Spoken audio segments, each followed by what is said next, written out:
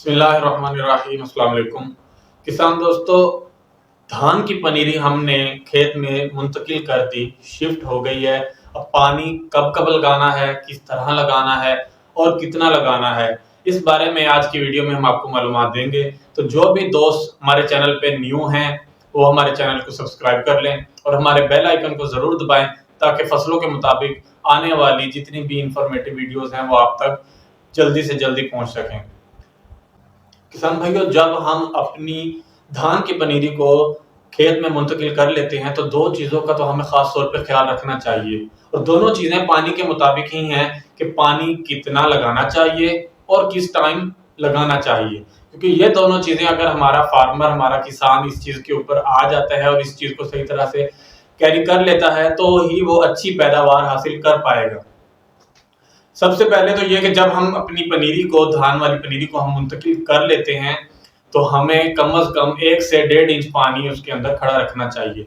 इससे ज़्यादा पानी हम इसलिए खड़ा नहीं रख सकते, 5 से 6 इंच तक का अक्सर हमारे फार्मर पानी खड़ा रखते हैं, लेकिन उसका नुकसान ये होता है क्योंकि हमारा पौधा छोटा होता है, ताकत में नहीं होता और हवाएं चलने की वजह से वो उखड़ जाता है, गिर जाता है और ये पानी जो है उसको नुकसान देता है। हमने अपने पानी की जो मिकदार है, जो हाइट है, वो 1 से 1.5 इंच तक रखनी है। ज़्यादा से ज़्यादा आप 3 इंच तक रख सकते हैं, इससे ऊपर आप नहीं रखें। 3 इंच से ज़्यादा ऊपर नहीं रखना, 1.5 इंच 2 इंच तक हमने अपने पानी की मिकदार को रखना है। उसके बाद जब हमारा पौधा शिफ्टिंग के बाद 20 से 25 दिन का हो जाता है तब हमने इसके अंदर, क्योंकि हमने इसके अंदर अप्लाई करनी होती है वीडीसाइड, जड़ी बूटी मार जहर अप्लाई करनी होती है। तो जड़ी बूटी मार जहर अप्लाई करने के बाद भी हमें 3 से 4 दिन तक इसके अंदर हमें 1.5 से 2 इंच तक पानी खड़ा रखना पड़ता है। हाँ, अगर हमारे पास कुछ ऐसे इलाके हैं जहां पे हम पानी खड़ा नहीं रख पाते या हमारे पास पानी की कमी है तो वहां पे कम से कम आपको 15 दिन तक तो ये चीज मेंटेन रखनी पड़ेगी। 15 दिन तक आपका 1 से 1.5 इंच तक का पानी तो आपको लगाना जरूरी है, क्योंकि उस टाइम क्या होता है कि पौधा अपने आप को संभाल रहा होता है और अपनी तादाद को बढ़ा रहा होता है, टिलरिंग कर रहा होता है, पौधों की तादाद में इजाफा हो रहा होता है, जो कि अल्टीमेटली एट दी एंड हमारे पास सीटों की तादाद हमारे पास ज्यादा होगी और हमारे पास मुंजी की जो है पैदावार अच्छी करेगा। तो उसके लिए हमें 15 से लेके 25 दिन का जो ड्यूरेशन है वो जमीन से जमीन वेरी करता है। अगर आपकी ऐसी जमीन है जहां पानी नहीं ठहरता तो आपको कम से कम 15 दिन तक तो जरूर इस चीज को मेंटेन करना होगा कि आपकी जमीन खुश्क ना हो। 1.5 से 2 इंच पानी उसके अंदर खड़ा रहना चाहिए। अगर अच्छी जमीन है और पानी भी आपको अवेलेबल है तो आप इसको 22 से 25 दिन तक लेके जा सकते हैं। इसमें क्या होगा कि उसकी टिलरिंग बढ़ती है, उसकी पौधों की तादाद बढ़ती है, और अगर हम ज्यादा पानी लगा देते हैं, 5 से 6 इंच तक हम पानी की हाइट को कर देते हैं, तो इसकी टिलरिंग इफेक्ट होती है, पौधों की तादाद कम बनती है और अल्टीमेटली हमारी पैदावार कम हो जाती है। उसके बाद जब हमारी फसल 1 महीने की यानी 30 दिन की हो जाती है तो हम पहली डोज अप्लाई करते हैं दानेदार जहर की, जो कि एक इंतहाई जरूरी अमल है हमारे पास धान के अंदर, क्योंकि हमारे पास सुंडी का हमला हो जाता है और अक्सर ऐसा होता है कि हमारे पास सफेद कलर के सिट्टे नजर आने लग जाते हैं और जैसे ही हम उस पौधे के ऊपर से सिट्टे को निकालते हैं तो वो सिट्टा हमारे हाथ में आ जाता है, जो कि ये वाज़ेह निशानी होती है कि हमारे पास सुंडी का अटैक हो गया है। लेकिन ऐसा इस वजह से होता है क्योंकि अक्सर हमारा फार्मर जो है वो दानेदार जहर अप्लाई तो कर देता है लेकिन उसके बाद पानी जो है वो नहीं लगाता और उस जहर का जो इफेक्ट है वो कम हो जाता है। तो पानी हमें उसी हिसाब से लगाना चाहिए, जब हम दानेदार जहर अप्लाई कर रहे हो तब भी हमारे पास हमारी जमीन में धान के खेत के अंदर 1 से 1.5 इंच या 2 इंच कम से कम पानी ठहरा होना चाहिए, जो कि उसकी एफिशिएंसी को बढ़ा देता है, दानेदार जहर के अमल करने को बढ़ा देता है।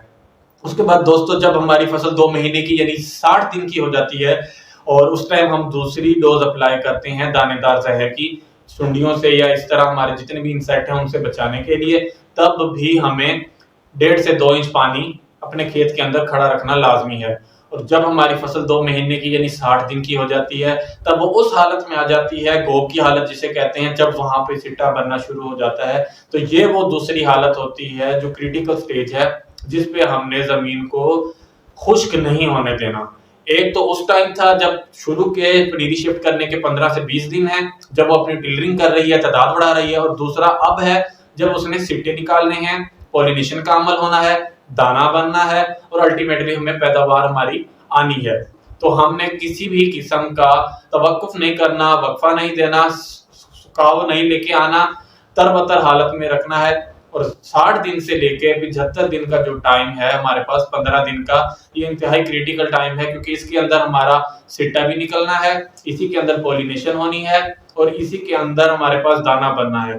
तो आपने 1.5 से लेके 3 इंच तक का पानी इसके अंदर मेंटेन रखना है। अगर आपने इसको एक दफा खुश्क कर लिया इन 15 दिन में, किसी भी स्टेज पे अगर हमारी फसल है और आपने की जमीन खुश्क हो गई है, उसमें दरारें आ गई हैं, उसके बाद अगर आप पानी लगाते हैं तो आपका फसल लगाने का कोई फायदा नहीं होगा। शुरू में आपने इतने अखराजात किए हैं, टिलरिंग भी मेंटेन की है, पानी भी लगाया है, लेकिन एट दी एंड जब आपने फसल से दाने की पैदावार की सूरत में, दानों की सूरत में पैदावार हासिल करनी है और तब आपने सही तरह पानी को मैनेज नहीं किया तो आप नुकसान में चले जाएंगे। तो ये 60 से लेकर 75 दिन का जो ड्यूरेशन है, इसमें भी आपने पानी मेंटेन करना है। 1.5 से लेकर 3 इंच तक का पानी खड़ा होना चाहिए। काश्तकार भाइयों, जब आपका दाना बन जाता है, पॉलिनेशन का अमल कंप्लीट हो जाता है, उसके बाद आप जमीन को तरबतर हालत में लेके आएंगे। फिर मुस्तकिल तौर पे आप इसके अंदर वो 1.5 से 3 इंच का पानी वाली रूटीन को खत्म कर देंगे। पानी नहीं ठहरना चाहिए, तरबतर हालत में होना चाहिए। जब पानी की जरूरत हो तब आप उसको पानी लगाएं, ताकि हमारी फसल का जो दाने का साइज है वो भी मेंटेन रहे और हमारी फसल जो है वो पकाव की तरफ भी आ जाए। आप उम्मीद है कि हमारी बताई गई मालूमात जो हैं आपको उनसे फ़ायदा होगा। तो उसके लिए जो है मज़ीद आप इसी तरह की मालूमात हासिल करने के लिए हमारे चैनल पे बने रहें, हमारे चैनल को सब्सक्राइब करें और बेल आइकन को ज़रूर दबाएं। मैं आपका दोस्त ज़ैनुल आबिदीन, एमफिल हॉर्टिकल्चरिस्ट, इसी तरह की मज़ीद मुफीद मालूमात लेकर आपके साथ इस चैनल पे आता रहूँगा। आप लोगों का शुक्रिया। अल्लाह हाफ़िज़।